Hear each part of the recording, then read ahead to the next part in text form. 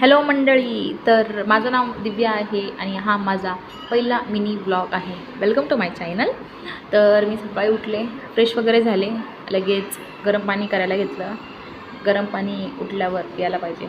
गरम पाणी वगैरे केलं तर म्हटलं फटाफट नाश्त्याची आणि चायची तयारी करून घ्यावा बाळ उठायच्या आधी. गरम पाणी झालं होतं, त्याच्यामध्येच लगेच फटाफट चाय बनवायला टाकली. चाय होऊसपर्यंत म्हटलं जरासं गरम पाणी पिऊन घ्यावा.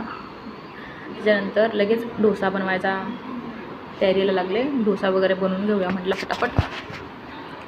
अंडं वगैरे टाकलं, मीठ वगैरे टाकलं, मस्त मसाला वगैरे टाकला.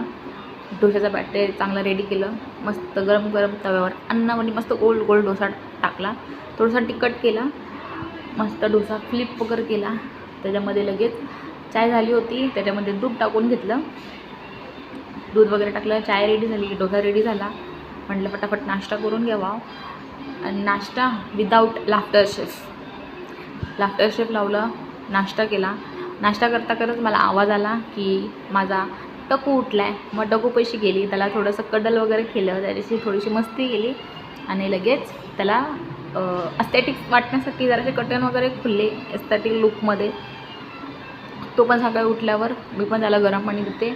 त्याला पण गरम पाणी आणून दिलं, गरम पाणी पाजलं त्याला आणि त्यालाच बघता बघता झाडू वगैरे मारून घेतला हळूहळू.